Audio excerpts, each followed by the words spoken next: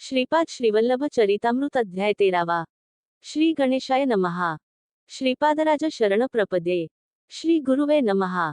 आनंदशमी यांचा वृत्तांत। श्री शंकर भट सांगतात, मी सुब्बया श्रेष्ठी यांच्याकडून अनुमती घेऊन कुरवपूरच्या दिशेने प्रयाण सुरू केले। रात्रीच्या वेळी एका गावात आलो। माधुकरीसाठी कोणाच्या घरी जावे याच विचारात होतो। त्याच मार्गावरील एका घरासमोरील ओट्यावर एक ब्राह्मण सुखासीन होऊन शेजान्यांशी बोलत असलेले दिसले। त्यांचे डोळे तेजस्वी होते आणि त्यातून कारुण्य रस ओसंडून वाहत होता। त्यांनी मला आदराने घरात बोलावले आणि जेवणास वाढले। पोटभर जेवण झाल्यावर त्यांनी सांगण्यास सुरुवात केली। ते म्हणाले, मला अन्नद शर्मा असे म्हणतात। मी गायत्री मंत्राचे अनुष्ठान करतो। थोड्या वेळापूर्वी गायत्री माता माझ्या अंतःदृष्टीला दिसली आणि म्हणाली, एक दत्तभक्त येणार आहे, त्याला पोटभर जेवू घाल। दत्तप्रभूचे दर्शन घेतल्याचे फळ तुला लाभेल। तिने सांगितल्याप्रमाणे आपले दर्शन घेऊन मी कृतार्थ झालो। यावर मी म्हणालो, मी दत्तभक्त आहे। सध्या दत्तप्रभू भुलुकात श्रीपाद श्रीवल्लभ या नावारूपाने आहेत। हे ऐकून त्यांच्या दर्शनासाठी मी कुरवपूरला निघालो आहे। माझे नाव शंकर भट्ट आहे। मी कर्नाटकी ब्राह्मण आहे। शकंतमुनी आश्रम कथा। माझे बोलणे ऐकून आनंद शर्मा हसले व म्हणाले, आमच्या वडिलांनी माझी मूंज केली तेव्हा एक अवधूत आले होते। आमच्या घरातील सर्वांनी त्यांची उत्तम प्रकारे सेवा केली। गायत्री मंत्रानुष्ठानाबद्दल त्यांनी वयाच गोष्टी सांगितल्या। पंचालकोन भागातील श्री नृसिंहाचे दर्शन घेण्याचा त्यांनी आदेश दिला। माझे वडील मला पंचालकोनला घेऊन गेले। तेथील नृसिंहाचे दर्शन घेतल्यावर ते ध्यानस्थ झाले। ते ध्यान सकाळपासून रात्रीपर्यंत चालू होते। मला भीती वाटली व भूकही लागली होती। कोणी एका अनोळखी गृहस्थाने मला जेवण आणून दिले। तो महात्मा मला पेऊन दुर्गम असलेल्या जंगलातून एका डोंगरातील गुहेत गेला आणि तेथे तो अंतर्धान पावला। त्या गुहेत एक वृद्ध तपस्वी बसलेले होते। त्यांचे डोळे अग्निगोलकाप्रमाणे लाल होते। 101 ऋषी त्यांची सेवा करीत होते। ते वृद्ध तपस्वी स्वतः कण्वमुनी होते। ती त्यांची तपोभूमी असून सेवा करणारे त्यांचे शिष्य होते। ते युवक दिसत असले तरी हजारो वर्षाचे त्याचे वय आहे। अवधूत रूपातील श्रीदत्त प्रभूचे दर्शन घडल्यामुळे ते येथे येऊ शकले होते। मला संभ्रम होऊन मी आश्चर्यचकित झालो आणि तोंडातून एक शब्दही निघेना, शरीर कापू लागले। तेवढ्यात कण्व महर्षी म्हणाले, सध्या दत्तप्रभू बिठिकापुरमला श्रीपाद श्रीवल्लभांच्या रूपात आहेत। आमच्यावर जरा कृपादृष्टी पडू द्या असे त्यांना कळवा। तुला लवकरच श्रीपाद श्रीवल्लभांच्या पादुकांचे दर्शन होऊ दे असा आशीर्वाद देऊन त्यांनी माझ्या डोक्यावर आपला वरदहस्त ठेवला। मी क्षणभरात वडिलांजवळ आलो। त्यांची समाधी उत्तरली होती। त्यानंतर आम्ही आमच्या गावी आली।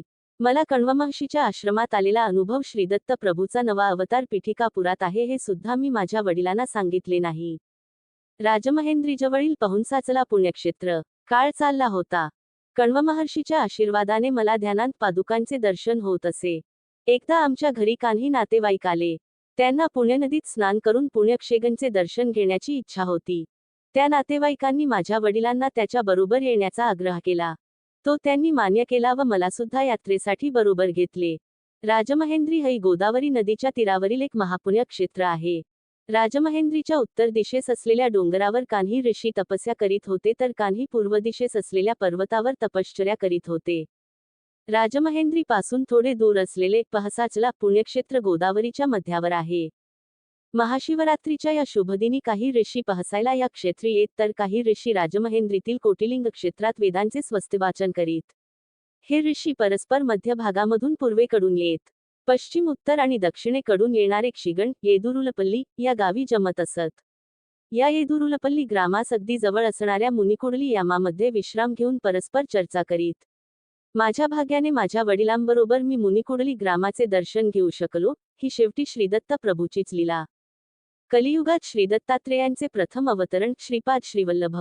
तेथे जमलेले ऋषीगण अत्यंत गहन असणारा वेदात विषय, योगशास्त्र, ज्योतिषशास्त्र यांच्या चर्चेत सम्मिलित झाले होते। या चर्चेत भाग घेणारे सर्व महर्षी मुक्तकठाने श्रीपाद श्रीवल्लभ पिठिकापुरम मध्ये अवतरित होऊन कलियुगातील संपूर्ण प्रथम दत्तावतार आहेत असे घोषित करीत होते। भौतिक स्वरूपात त्यांचे दर्शन घेण्यासाठी सोय नसणारे ध्यानाच्या प्रक्रियेतून त्यांच्या हृदयामध्येच दर्शन करीत होते। हा अवतार अत्यंत शांतमय असून करुण रसाने परिपूर्ण आहे, असे ते म्हणाले। माझे वडील मला पिठिकापुरमला घेऊन गेले। आमच्या बरोबर आलेले पंडितवृंद पादगया तीर्थात स्नान करून कुक्कटेश्वर मंदिरामधील विविध देवतांचे दर्शन घेऊन पूजा करून वेदांचे पठण करून श्री वापनाचार्युलूच्या घरी जाण्यास निघाले। श्री बापनार्युलू श्री अप्पळराज शर्मा त्या पंडितवृंदा बरोबर वेद स्वस्तिवाचन करून आम्हाला भेटले. ते दृश्य अत्यंत मनोहारी होते. असे दिव्य भव्य दृश्य पहावयास मिळणे हे सुद्धा पूर्वजन्माचे सुकृतच. श्रीपाद प्रभूचे दिव्य मंगल स्वरूप वर्णन. आम्हा सर्वांसाठी श्रीबापनार्युलूंच्या घरी मेजवानीचा थॉट केला होता. त्यावेळी श्रीपादांचे वय 5 वर्षांहून कमीच होते. सुकोमल, लहान वयाचा तो दिव्य शिशु अत्यंत तेजोवंत, वर्चस्वी, सुंदर, अजाणबाहू, नेत्रद्वयात अनंत प्रेम करुणा भरून असलेला असा होता, ज्याचे वर्णन करता वेद थकले. तेथे माझ्यासारख्या पामराची काय कथा. मी त्यांच्या श्रीचरणांना स्पर्श करून नमस्कार केला तेव्हा त्यांनी आपला अभयहस्त माझ्या शिरावर ठेवला. जन्मजन्मांतरापासून माझा अनुग्रह तुझ्यावर आहे. पुढच्या जन्मी रवकटया या नावाने अवधूत होऊन निरताग्निहोत्री होऊन, दुष्काळ पडल्यावर पाऊस पाडण्याचे सामर्थ्य तुला प्राप्त होईल. तसेच सांसारिक लोकांना होणाऱ्या त्रासांचे शमन करण्यास समर्थ होशील, असा श्रीपाद प्रभूंनी आशीर्वाद दिला. म्हणालो, श्रीपाद प्रभूच्या लीला अद्भुत, अगम्य आणि अनाकलनीय आहेत. गायत्री मंत्राच्या साधनेतील रहस्य उलगडून दाखविण्याची कृपा करावी. श्रीपाद प्रभूकडून गायत्री मंत्र सर्वाक्षर महिमा आनंद शमी म्हणाले. गायत्री शक्ती विश्वव्याप्त आहे. तिच्याशी संबंध स्थापित केला असता सूक्ष्म प्रकृती स्वाधीन होते. तिच्या योगाने भौतिक, मानसिक तसेच आत्म्याशी संबंधित क्षेत्रातील सर्व प्रकारची संपत्ती प्राप्त होऊ शकते. आपल्या शरीरात असंख्य नाड्याचे जाळे पसलेले आहे. यातील काही नाहया जुळल्या असता त्यांना राथी म्हणतात. जपयोगात श्रद्धा, निष्ठा असलेल्या साधकाच्या मंत्रोच्चाराने या ग्रंथी जागृत होऊन त्यातील सुप्त शक्तीचा प्रादुर्भाव होतो. ओम या अक्षराचा उच्चार केला असता मस्तकातील भाग प्रभावित होती. भूह या अक्षराच्या उच्चाराने उजव्या डोळ्यावरील 4 बोटांचा कपाळाचा भाग जागृत होतो. भुवः च्या उच्चारणाने मानवाच्या भुकुटीच्या वरील 3 अंगुलीचा भाग प्रभावित होतो. स्वाह या अक्षराच्या उच्चाराने डाव्या डोळ्यावरील कपाळाचा 4 अंगुली इतका भाग जागृत होतो. तात च्या उच्चाराने आज्ञाचक्रामध्ये असलेली तापिनी ग्रंथीतील सुप्त असलेली साफल्या शक्ती जागृत होते. स च्या उच्चाराने डाव्या डोळ्यातील सफलता नावाच्या ग्रंथीमध्ये सुप्त रूपाने असलेली पराक्रम शक्ती प्रभावित होते. वी चे उच्चारण केले असता डाव्या डोळ्यामधील विष ग्रंथीमध्ये स्थित असलेली पालन शक्ती जागृत होते. तू या अक्षराच्या उच्चारणाने डाव्या कानात असलेल्या तुष्टी नावाच्या ग्रंथीतील मंगळकर शक्ती प्रभावित होते. वे या अक्षराच्या उच्चाराने उजव्या कानात स्थित असलेल्या वर्धा राधीतील योग नावाची शक्ती सिद्ध होते. रे चा उच्चार केला असला नासिकेच्या मुळाशी स्थित असलेल्या रेवती येथील प्रेम शक्तीची जागृती होते. नी च्या उच्चाराने वरील ओठावर असलेल्या सूक्ष्म ग्रंथीतील सुप्त शक्ती धन संध्या जागृत होते. या अक्षराच्या उच्चाराने आपल्या खालच्या ओठावर असलेल्या जान बंदीतील तेज शक्तीची सिद्धी होते. भर या अक्षर समुदायाच्या उच्चारणाने कंठत असलेल्या भाग ग्रंथीतील रक्षणा शक्ती जागृत होते. गो चा उच्चार केला असता कंठकोपात स्थित असलेल्या गोमती नावाच्या ग्रंथीतील बुष्टी शक्तीची सिद्धी होते.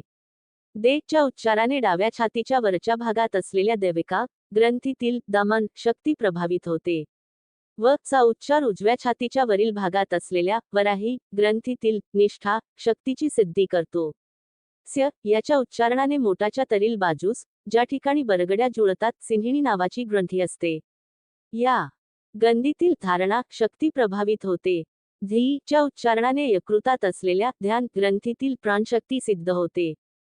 म या अक्षराच्या उच्चाराने आपल्या प्लिहामध्ये असलेल्या मर्यादा संथीतील संयम शक्तीची जागृती होते. ही च्या उच्चाराने नाभीमधील स्फुट राथीतील तपो शक्ती सिद्ध होते. धी या अक्षराच्या उच्चारणाने पाठीच्या मागील करण्याच्या खालील भागात असलेल्या मेघा ग्रंथीतील दूरदर्शिता शक्तीची सिद्धी होते. योग च्या उच्चारणाने डाव्या भुजेत स्थित असलेल्या योगमया ग्रंथीतील अंतर्निहित शक्ती जागृत होते. थो च्या उच्चारणाने उजव्या भुजेमध्ये स्थित असलेल्या योगिनी ग्रंथीतील उत्पादन शक्ती जागृत होते. न या अक्षराच्या उच्चारणाने उजव्या कोपरामध्ये असलेल्या धारिणी ग्रंथीतील सरसता शक्तीची सिद्धी होते. प्र या अक्षराच्या उच्चारणाने डाव्या कोपरात असलेल्या प्रभाव ग्रंथीतील आदर्शज नावाच्या शक्तीची जागृती होते. चो या अक्षराच्या उच्चारणाने उजव्या मनगटात स्थित असलेल्या उष्मा ग्रंथीतील साहस शक्तीची सिद्धी होते. द या अक्षराच्या उच्चारणाने उजव्या तळहातावर असलेल्या दृश्य नावाच्या ग्रंथीतील विवेक शक्तीची जागृती होते. यात या अक्षर दवयाच्या उच्चारणाने डाव्या तळहातावरील निरजन ग्रंथीतील सेवा शक्ती सिद्ध होते. अशा प्रकारे गायत्री मंत्रातील 24 अक्षरांचा, 24 ग्रंथी आणि त्याच्या 24 प्रकारच्या शक्ती यांच्याशी निकटचा संबंध आहे. 9 ही संख्या न बदलणारी असून ब्रह्मतत्वाची सूचक आहे. 8 ही संख्या माया तत्वाला सूचित करणारी आहे. 2 चपाती देवलक्ष्मी ह्या ताक्याचे विवरण. श्रीपाद प्रभू त्यांना आवडणाऱ्या घरातून 2 पोळ्या चपात्या स्वीकार करीत असत. ते 2 चपाती देवलक्ष्मी असे म्हणण्याऐवजी 2 चौपाती देत लक्ष्मी असे म्हणत. 2 म्हणजे 2 ही संख्याची म्हणजे 4. पतिदेव या शब्दात जगतप्रभू असलेल्या परमेश्वराधी 9 ही संख्या सूचित होते. लक्ष्मी शब्द माया स्वरूप असलेल्या 8 या संख्येची सूचना देतो. म्हणून 2498 संख्या अद्भुत संख्या मानली जाते. तेच गायत्री स्वरूप आहे. परमात्म स्वरूप आहे. परशक्ती सुद्धा तेच आहे हे सुचविण्यासाठी या संख्या श्रीपाद प्रभू या पद्धतीने जोडील असत. तेव्हा मी म्हणालो, महाराज, मला गायत्री मंत्रातील 24 अक्षराबद्दल तुम्ही सांगितलेले थोडेसे समजले. 9 ही संख्या परमात्म स्वरूप म्हणता व 8 ही संख्या माया स्वरूपाची म्हणता हे मला तेवढेसे समजले नाही. नवम संख्या विवरण आनंद शर्मा म्हणाले, अरे शंकर भट्टा, परमात्मा या विश्वाचा अतीत आहे. तो कोणत्याही परिवर्तनाने बाधित होत नाही. 9 ही संख्या विचित्र आहे. 9वा एकाने भागल्यास 9च येतात. 9वा 2ने गुणल्यास 18 येतात. 1 आणि 8 ची बेरीज 9च येते. 9वा 3ने गुणल्यास 27 ही संख्या येते. 2 आणि 7 ची बेरीज 9च येते. या प्रकारे कितीही संख्येने गुणले आणि येणाऱ्या संख्येचे आकडे एकत्र केल्यास 9 हीच संख्या येते. त्यामुळे 9 ही संख्या ब्रह्मतत्व सुचविते. गायत्री मंत्राचे विवरण. शगायत्री मंत्र हा कल्पतरूप्रमाणे आहे. यातील ओंकार भूमीतून वर येणारा कोच मानला जातो. भगवंत आहे याचे जाण परमेश्वरावरील निष्ठा ओंकारच्या उच्चारणाने येते. हा कोप 3 शाखांमध्ये भूः भुवः स्वाह याच्या रूपाने वाढतो. भूः आत्मज्ञान मिळून देण्यास समर्थ आहे. भुवः जीव शरीर धारण करतो तेव्हा करायचा कर्मयोग सुचवितो. स्वाह समस्त द्वंद्वातला स्थिरत्व देऊन समाधी स्थिती देण्यास समर्थ करतो. भूः या शाखेतून तत्सवितुः वरेण्यम या उपशाखा उद्भवल्या. शरीरधारकाला जीवाचे जाण करून देण्यास तात उपयोगी आहे. शक्तीला समुपार्जन मिळविणे करण्यासाठी सवितुः याचे सहकार्य होते. वरेण्यम मानवाला जंतुस्थितीतून दिव्य स्थितीला जाण्यास सहकारी होतो. मूतः या शाखेतून भार्गो देवस्य धीमहि या 3 उपशाखा उत्पन्न झाल्या आहेत. मा निर्मलत्व वाढवितो. देवस्य देवतांनाच केवळ साध्य असलेली दिव्यदृष्टी मिळवून देतो. धीमहि ने सद्गुणांची वृद्धी होते. स्वाह यातून धियो मुळे विवेक, युनः मुळे संयम, प्रचोदयात मुळे समस्त जीवसृष्टीचा सेवाभाव वाढीस लागतो. याकरिता गायत्री कल्पवृक्षच्या 3 शाखा आहेत. प्रत्येक शाखेत 3 उपशाखा हे समजले ना. म्हणून 2498 ही श्रीपादांचे सूचन करणारी संख्या आहे. यातील 9 संख्येचे विवरण तुला सांगितले. अष्टम 8 संख्येचे विवरण. 8 ही संख्या मायास्वरूप आहे हे अनघा माता तत्व आहे. 8 एकाने गुणले असता 8 येतात. 2ने गुणल्यास 16 येतात. यातील 1 व 6 मिसळल्यास 7 येतात. हे 8 पेक्षा कमी आहेत. 8वा 3ने गुणल्यास 24 ही संख्या येते. यातील 2 आणि 4 ची बेरीज केल्यास 6 येतात. हे 6 पेक्षा कमी आहेत. याप्रमाणे सृष्टीतील समस्त जीवराशीमधील शक्तिहरण सामर्थ्य जगन्मातेत आहे. कोणी कितीही मोठा असला तरी त्याला लहान करून दाखविण्याची शक्ती मायेत आहे. श्रीपाद श्रीवल्लभ गायत्री माता स्वरूप आहेत. ते अनघा देवी समवेत श्रीदत्त आहेत. त्यांची मनोवाकायकलोने आराधना करण्याने सर्व इच्छा पूर्ण होतात. गायत्री मातेमध्ये प्रातःकाळी हंसारूढ असलेली ब्राह्मी शक्ती असते. मध्याह्नकाळात गरुडारूढ असलेली वैष्णवी शक्ती असते. सायंकाली वृषभारूढ असलेली शांभवी शक्ती असते. गायत्री मंत्राची अधिष्ठात्री देवता सविता आहे. त्रेतायुगात श्री पीठिकापुरात भारद्वाज महर्षींनी सातित्र काठक चयन केल्याचे फळस्वरूप श्रीपाद श्रीवल्लभांचा अवतार झाला. सविता देवता प्रातःकाळी ऋग्वेद रूपात असले, रात्री अथर्व वेदरूपाल असते. आपल्या डोळ्यांना दिसणारा सूर्य केवळ एक प्रतीकरूप आहे. योगी जेव्हा नहाउन्नत स्थितीला पोचतात तेव्हा त्रिकोणाकार असलेल्या महाजाज्वल्यमान प्रकाशमान ब्रह्मयोनीचे दर्शन घेऊ शकतात. यातूनच कोट्यान कोटी ब्रह्मांड प्रतिक्षणाला उत्पन्न होतात. आणि प्रतिक्षणी संरक्षण होत असते. प्रतिक्षणाला विध्वंस होत असतो. असंख्य असणाऱ्या खगोलातील सृष्टी स्थिती लय घडविणाऱ्या शक्तीचे सावित्री हे नाव आहे. असे असले तरी गायत्री आणि सावित्री या अभिन्न आहेत. जीवाची आध्यात्मिक उन्नती गायत्री मातेच्या अनुग्रहाने होते. लोकातील सर्व सुखोपभोगांचा अनुभव घेण्यासाठी, परलोकातील विमुक्त स्थितीतील दिव्यानंदाचा अनुभव येण्यासाठी दोहीमध्ये समन्वय होणे आवश्यक आहे. श्रीपादाच्या चरणाश्रितांना पर लोक दोन्हीचा लाभ होतो. इतर देवता व श्री दत्तात्रेयाच्या आराधनेतील फरक हाच आहे. मला आनंद शर्मा महोदयांनी दिलेला सल्ला किती अपूर्व होता. तेव्हा मी शंकर भट म्हणालो, महाराज तुम्ही किती धन्य आहात.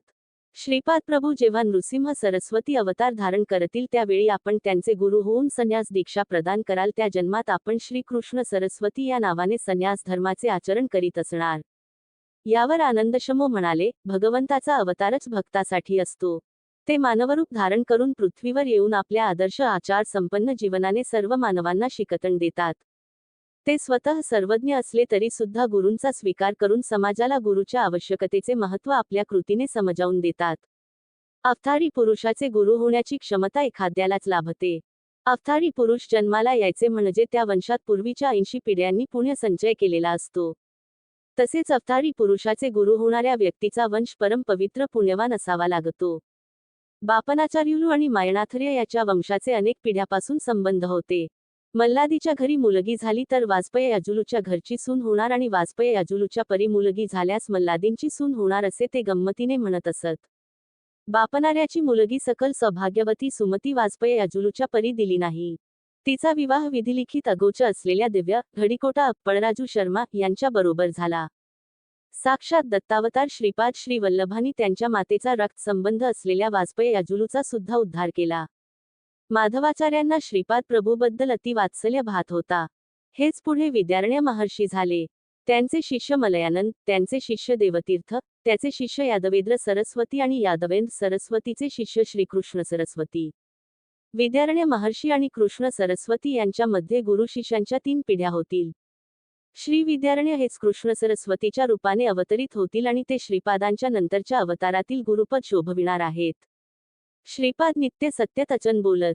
त्यांनी उच्चारलेले प्रत्येक वाक्य सत्य होत असे. एकदा सुमती महाराणी श्रीपादांना स्नान पालित होती. तेवढ्यात व्यंकटप्पया श्रेष्ठी तेथे आले. त्यांना पाहून श्रीपाद म्हणाले, आपले गोत्र माडे का? हे ऐकून उत्तर न देता श्रीपादांचे गोड बोलणे ऐकून हसले. वास्तविक पाहता श्रीपादांचे गोत्र आर्द्वाज होते. श्रीपादांना वाटले व्यंकटप्पया श्रेष्ठी सुद्धा आपले गोत्रल आहेत. स्नानानंतर सुमती देवीनी गुंडीतील पाणी ओवाळून टाकले आणि माडयासारखा आयुष्यमान हो असा आशीर्वाद दिला. माडयाला 16 वर्षांचे आयुष्य होते. पुढे शिवांच्या आशीर्वादाने तो चिरंजीव झाला. श्रीपाद प्रभू 16 वर्षेपर्यंतच आईवडिलाजवळ राहणार हे वम गर्भितपणे सुचविले होते. 16 वर्षानंतर माडयांनी गृहत्याग केला होता व ते चिरंजीव झाले. श्रीपाद प्रभू सुद्धा 16 वर्षे आईवडिलांकडे राहिले. नंतर जगद्गुरू झाले. नंतर यथाकाली गुप्त झाले. त्यांच्या शरीराला चिरंजीवित्व लाभले. आपण ज्या स्वरूपात श्रीपादांना पाहतो त्याच स्वरूपात अत्री अनसूयेच्या कुमाराच्या रूपात ते अवतरले होते, असे त्यांनी आपल्या वक्तव्यात अनेक वेळा सांगितले होते. श्रीपादाची विविध रूपे. श्रीपाद प्रभू त्याच्या योगशक्तीला बर्वाहमुख करून स्त्रीरूपात दर्शन देत असत. तसेच त्यांच्या योगशक्तीचे दर्शन सुद्धा आपल्या साधकांना देत असत. हे किती अपूर्व होले. कुंडलिनी शक्ती अशी बहिर्मुख केवळ दत्तात्रय भगवानच करू शकत. 16 वर्षाच्या वयाचे असतानाचे नवयौवन दंपतीरूप श्रीपाद प्रभूंनी त्यांच्या माता पिता नरसिंह वर्मा पती पत्नी बापनायलू राजमांबा वैकटप्पया श्रेष्ठी दाम्पत्य या सविना आपल्या अद्भुत लीलाशक्तीचे स्वरूप दाखविले. श्रीपादांच्या 16व्या वर्षी त्यांचा विवाह करावा अशी त्यांच्या माता पित्यांची फार इच्छा होती. परंतु त्यांची निराशाच झाली. श्रीपादांनी सुमतीनाथेस अवधूत रूपात दर्शन दिले होते तेव्हा सांगितले होते, माते, तुझा मुलगा 16 वर्षाचा होईपर्यंत तुझ्याजवळ राहील. त्याच्या विवाहाचा संकल्प केला तर तो ऐकणार नाही, गृहत्याग करून निघून जाईल. त्यासाठी त्याच्या मनाप्रमाणे वागावे. श्री अनघा दत्त हे आदी द्वापत्य आहेत, त्यांना जन्म मरण नाही. ते सर्वदा लीलाविहार करतात. ते श्रीपाद वल्लभांच्या रूपात, नृसिंह सरस्वतींच्या रूपात, स्वामी समर्थांच्या रूपात अर्धनारीश्वर होऊन राहतील. मंडलकाल अर्चना आणि श्रीपाद श्रीवल्लभ चरितामृताचे पारायण केल्याने मिळणारे फळ श्रीपादांचा गणेश चतुर्थीस अवतार झाला हे विशेष आहे. लाभ. हा गणेशाचा पुत्र एका युगात लाभाद महर्षी या नावाने नावाजला होता. तोच श्रीकृष्ण अवतारात नंद या रूपात जन्मास आला. श्री वासवी माता या भूमीवर भास्कराचार्य या नावाने अवतरल्या. लाभ. श्रीपाद श्रीवल्लभांच्या अवतार कालात त्यांचे आजोबांच्या स्वरूपात जन्मास आले होते. आपल्या तत्वामध्ये विघ्नविनाशक तत्व स्थिर करून श्रीपाद प्रभू अवतरले. ते अवतरले तेव्हा चित्रा नक्षत्र होते. त्या नक्षत्रापासून 27वे नक्षत्र हस्त नक्षत्र असताना कुरवपुरात अदृश्य झाले. जन्मपत्रिके प्रकारे 27 नक्षत्रात भ्रमण करणाऱ्या नवग्रहापासून मिळणारे अनिष्ट फल निघून जाण्यासाठी श्रीपादांचे भक्त मंडल दीक्षा घेतात. एका मंडलामध्ये श्रद्धा भक्तीने श्रीपादांचे अर्थन केल्यास किंवा त्यांच्या दिव्य चरित्राचे पारायण केल्यास सर्व कामनांची सिद्धी होते. मन, बुद्धी, चित्त आणि अहंकार हे एका दिशेने आपली स्पंदने आणि प्रकंपने सोडित असतात. त्यांचे प्रकंपन वेगवेगळ्या 40 दिशांमध्ये प्रसरण पावतात. या 40 दिशांमधून होणारे प्रकंपन थांबवून श्रीपाद प्रभूकडे वळविले तर ते श्रीपादांच्या चैतन्यात विलीन होतात. तेथे ते आवश्यक बदल घडवून स्पंदनामध्ये रूपांतरित होऊन साधकाकडे पुन्हा येतात. यानंतर साधकाच्या धर्मानुकूल सर्व इच्छा पूर्ण होतात. अरे शंकर भट्टा, तू श्रीपाद प्रभूचे चरित्र लेखन करशील असे अंतःदृष्टीने कळले आहे.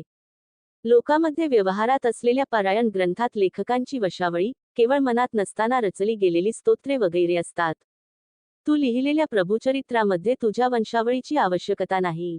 प्रभूचे ध्यान करून तुझ्या अंतर्नेत्रामध्ये श्रीपादांना समोर आणून सर्वांना सुलभतेने समजेल अशा रीतीने रचना करशील तेव्हा श्रीपादांचे चैतन्य तुझ्या लेखणीद्वारे जे वितरण करेल तेच सत्य होईल. या प्रकारे स्फूर्तीने लिहिलेला ग्रंथ किंवा उच्चारलेले मंत्र छंदोबद्ध असण्याची आवश्यकता नाही. कान्ही महाभक्तांना दैवी साक्षात्कार होऊन त्यांच्या स्थानिक भाषेत स्तोत्र प्रार्थना स्फुरतील. त्या छंदोबद्ध व्याकरण दृष्ट्या अगदी बरोबर असण्याची गरज नाही. भक्त जी पदे म्हणतील त्या पदामध्ये परमेश्वराने संतुष्ट होऊन वर दिलेला असल्याने त्यामध्ये परमेश्वराची अनुय शक्ती असते.